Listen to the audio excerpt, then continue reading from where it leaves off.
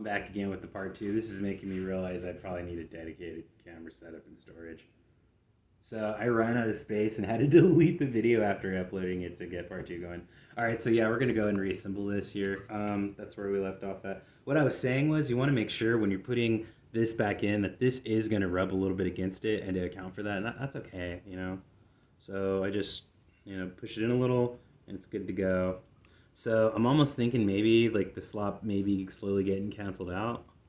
Like, I mean, maybe being reintroduced back in. So I'm gonna go ahead and reapply it actually. So let's just do that right now so you can see like what I did and get an idea. So, oh yeah, see it comes right off. So, yeah, I'm gonna make a little bit of a collar. I found that if I overloaded it in the middle right here where this bevel is, it doesn't actually lock in. So that's like part of it you don't want to overdo. And then see how there's like a little bit of like silvering right there, rubbing. I think that's where the friction point is happening. And so when it's moving and clicking and pop, so from the blowback action. So that was the approach I went with and why I chose to kind of tape it the way I did. So let's go ahead and do that right now. So take a little bit like this, right? Just a tiny bit, doesn't have to be too much. And just wrap it around. See? And I'm probably only going to do it a couple of times because, like I was saying, I don't want to cause the thing to just not work anymore and not lock in. So that's good. What you see here, so just pull, and it's good to go. See, just that simple. And you can do that same maneuver with both of the barrels like I showed you in the last video both ends of the barrel like I showed you in the last video, they're going to be right here and right here. And like I said, this is going to be kind of snug, and so that's fine. That's not a problem. Alright, so that's back on. Let's go ahead and install it. Like I said, the flat face wants to be on the top. That's what you want to do. So, do that. And yeah, like I said, I would expect it to push against, and so I kind of like, jiggle it around a little. See how it's actually in and not pressing? It's pressing a little, actually. Sorry. Said it wasn't, but it looks like it's starting to press a little, and that's okay. You see, click back up. But now see, try to press it. See, no slop, no play whatsoever, and the barrel inside is snug too. So now when you fire, it should be consistently pop, pop, and aim where you go. Now this will make the gun more accurate than your aim, ultimately. Alright, so reassembly, just, slide back. Oh wait, whoops, you're going to want to put your recoil assembly in. If this was going to be a recoil assembly. I guess it is still a recoil assembly for this air pistol. Oh, I think I did it wrong. This happened to me last time. Yeah, I forgot. It's a rookie move. You guys probably knew this. You gotta... It's because I haven't really been doing it a lot, right? I've only done it a couple of times. Okay, so you need to install this first. Ooh, that's probably pretty bad, right? Did I break my gun? Probably not.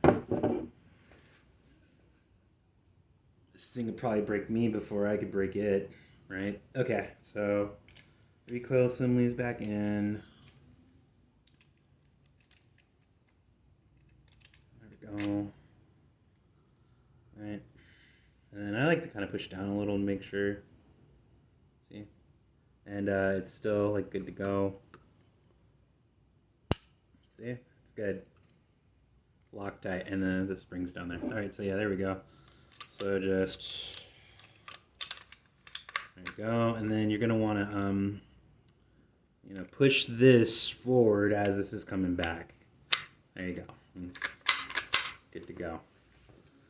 Alright, I'm not going to shoot it here because, this is a garage, I don't like have anything. But I do have a course. Let's go ahead and talk about that for a little bit. So, you see it's safe, right? But it is loaded. So these are the kind of pellets I like using, these m17, I guess you call them wad cutter pellets. They're meant for, I would say targets. But they got a little point, so I was thinking, well, maybe they have a little bit of like penetration capability. The story is, one day I was out in my garage smoking some weed, and like a little rat kind of came up and tried to creep his way, into the garage, and I was like, ah! And so I went like a bear and was like, raw! And so that's what I had to do to get the rat to run away. But I mean, if you ask me, it's kind of bitch made. That's not really a fuck around, find out scenario. The fuck around, find out scenario means, you got this ready at the go, ready to pop, pop, pop, and be done. I did have a BB gun, right? This nice little classic Daisy Model 95 old schooler, right? And it's filled down, but at the time it was actually broken. I tried fixing it a couple of times.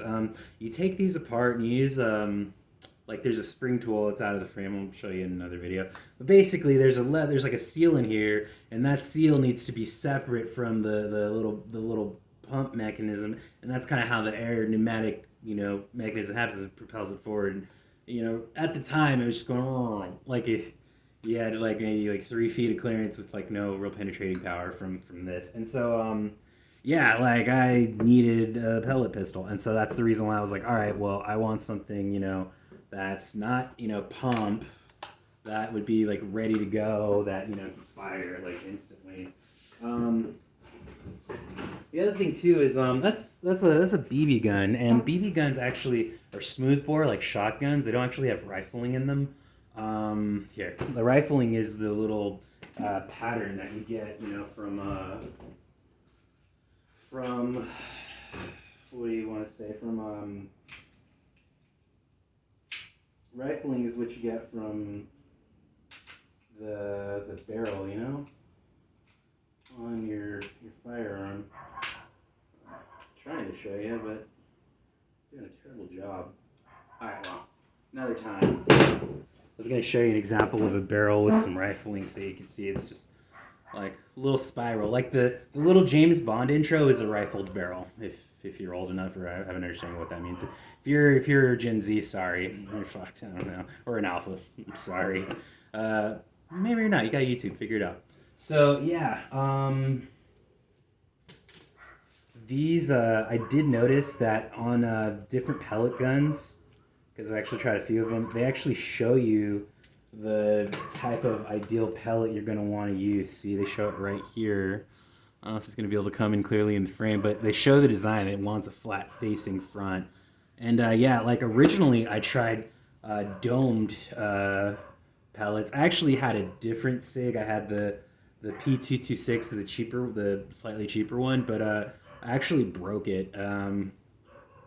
Kept firing it, and eventually, like, it failed to fire. Like, the magazine was stuck, and it failed. Like, I think it was a legit jam. Like, it too was a legitimate jam, but there was like nothing I could do to like fix it. It gave me more problems. Suffice to say.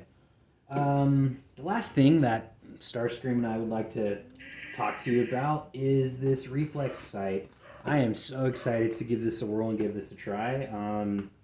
Yeah, this is all purely simulation to get my groups good. That's the whole point of all this, is to get good bullet groups for real self-defense and varmints, right? Environments.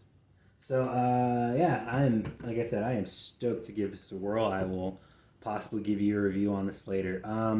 The bit of advice I want to share about what this is, I bought this from Amazon as a new item, but they have a ton of them from like Amazon Warehouse. They have them used as well, where they're like $35 or something, right? Like that, right? Do not buy that. Don't buy that. I bought one of those, like, oh, okay, cool, save me some cash.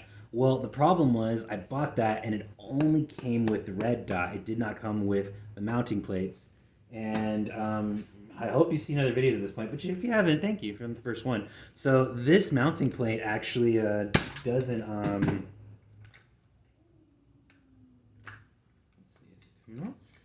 There we go. Yeah, see, this mounting plate right here, right, actually needs to come off with screws right here and is replaced by the air pistol, not the air gun, not the airsoft, but the air gun mounting plate with the 2 screws, and then this side will disconnect and then click on, and that's how this works. Yeah, like I saw somebody on Amazon say something stupid like, yeah, my thing didn't come with a mounting plate, and so I had to use some glue, and I had to glue my thing on to get it to work, and that dude is a fucking moron, dude. No, it needed to come with the mounting plate, right? And then I seen another guy who was kind of like, yeah, this gun is total. I mean, this red dot sight is total trash because, and I know, like, how am I going to talk about it if I haven't even mounted it yet, right? But I have to point this out. The guy mentioned that, yeah, the red dot was trash and it's not possible to sight in. You have to take it apart every time and guess it and then put it back on and guess it, and it comes loose every single time. So the only permanent fixture is to use something like glue or something to permanence in it. And that sounds fucking stupid, dude. I'm sorry. That sounds stupid. All right, so like I saw another video that I'm actually gonna probably follow along with where the dude actually did successfully install them fine and had nothing but positive things to say about it.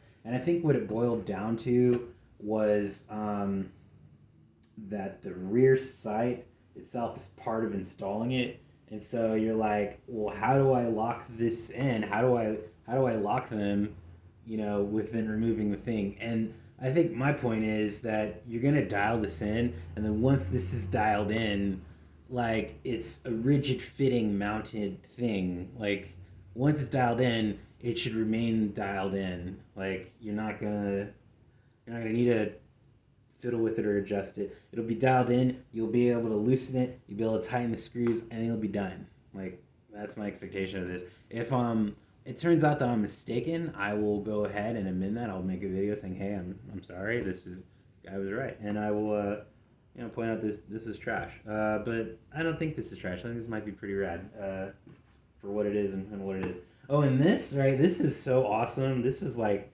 the cheapest, what do you say, Chinesium optics available. I got it for $18 on Amazon. It's rad. It fits. It fits real things too. Like got a 17 that P80 17 that I was about to show you the barreling with, but whatever. I think I got to tinker with that a bit more. Yeah. So I think that was pretty much it. One last thing I wanted to share that I thought was good advice too was going ahead and get you more of these, more magazines, more pellet magazines, and also if you can, I would say get you another actual magazine CO2 cart kind of carrier thing. The person suggest and I think it was through like an airsoft forum or something. He said, yeah, he suggests that because it actually definitely improves the shooting experience. It actually allows you to shoot, transition, shoot, and actually get some good groups in. I actually have that coming in on a couple of days, but these came early, and I have to say that I agree. Like, having spares is fantastic. It's way more enjoyable. It's dang near making it more enjoyable than the Daisy. And for real, I love the Daisy 95 because you just load it and it has 200 rounds and you just all day. I mean, it's great. I'd suggest everybody get one if they can.